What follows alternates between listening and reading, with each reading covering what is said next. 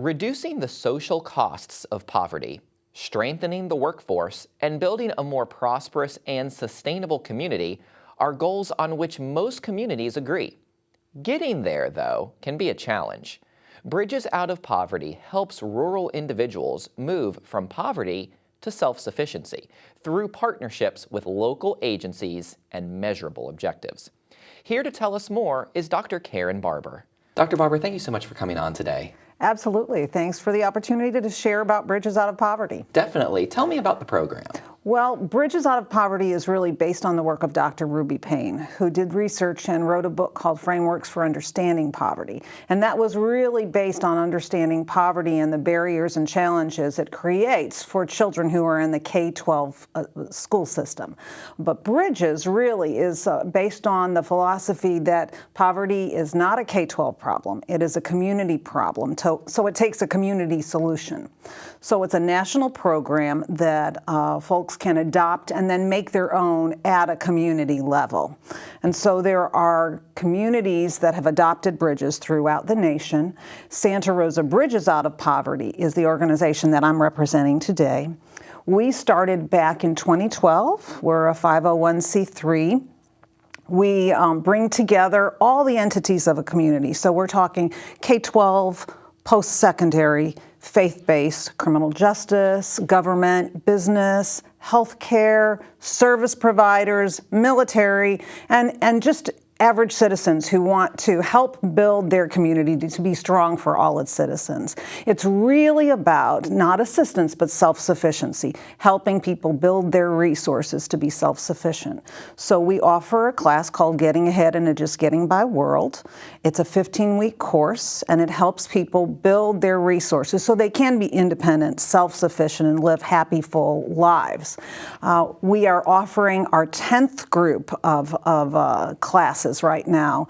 And so we've been around for 5 years now, going strong, going to be having some training to continue to build awareness in the community and build capacity so that people can take our class, but those who want to be involved and support others have an opportunity and a means to do that. Sure. And tell me more about that. How exactly do you help individuals move from poverty to self-sufficiency? Well, you know, when most of us have been fortunate to be in middle class.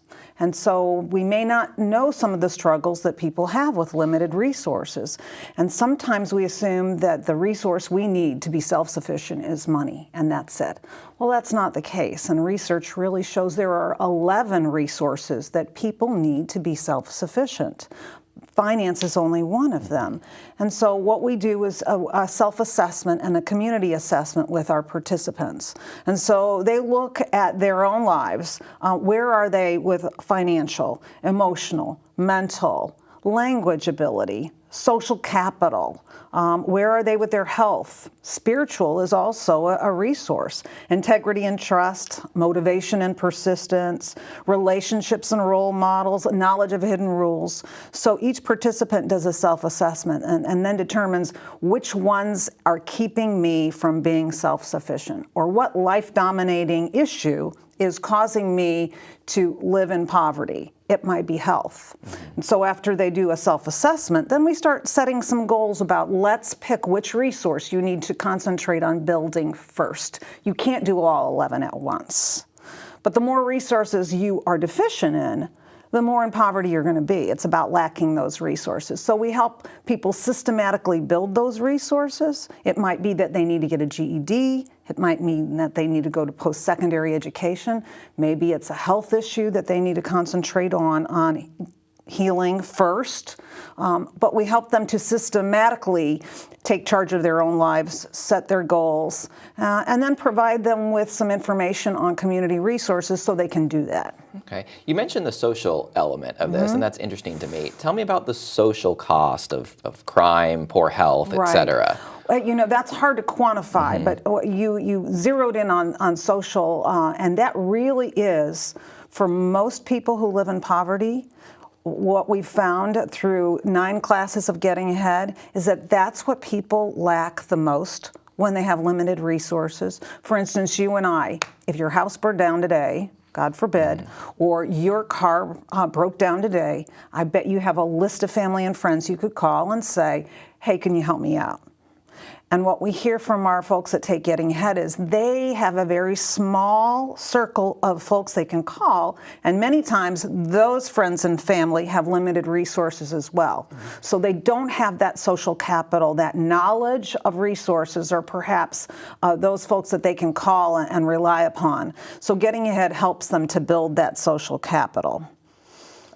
Don't know if that answered your question. No, absolutely. What are some wins that we can attribute to Bridges Out of Poverty? Well, a lot of times we will have our judges in Circuit 1, particularly Judge Marcy Goodman over the years has referred families to us to take our course.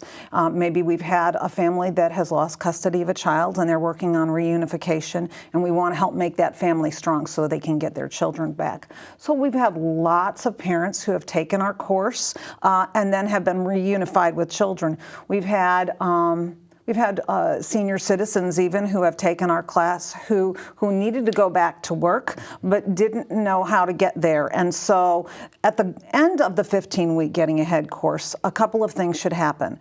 The goal should be either somebody gains employment, gets a promotion because they've built their confidence level. They're going back to school for whether a GED or post-secondary, but there is something strategic that they are doing that they weren't doing before that now is going to help lead them to that stability and self-sufficiency. We've had Getting Ahead grads who moved here with no job, thinking beaches, golf courses, sunshine. There's going to be opportunity here. And then they haven't found it.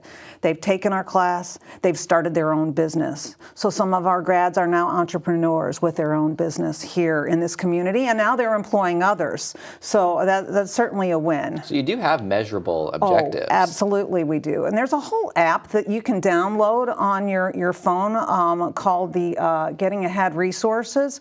And anyone can take that self-assessment about those 11 resources and then determine, okay, here's how I'm gonna move forward. But they can always call our organization and see what kind of classes we have arranged for the coming year and register. We're almost out of time, but I want to hear from you. What are some ways people can get involved? How do we contact your office? Well, first of all, we have a presence on safersantarosa.org, their website. So if you go to there and you go to programs, you'll see Santa Rosa Bridges Out of Poverty. So they can access our information there. They can do more research by going to AHA Process, and they can see the National Bridges Out of Poverty organization. You can always call my office at 850-983-5001 and ask for information on Bridges Out of Poverty. We have a 2-day workshop with a national presenter from Dr. Ruby Payne's organization. Actually, we're conducting that on October 16th and 17th at the Tiger Point Community Center. So if people are interested in learning more about Bridges Out of Poverty, how to get involved, and what our organization right now is doing, we would love to have people who are interested contact us. Awesome. It's a great program. Thank you so much for coming in to share with us, Dr. Barber. Absolutely. Thank you, Josh.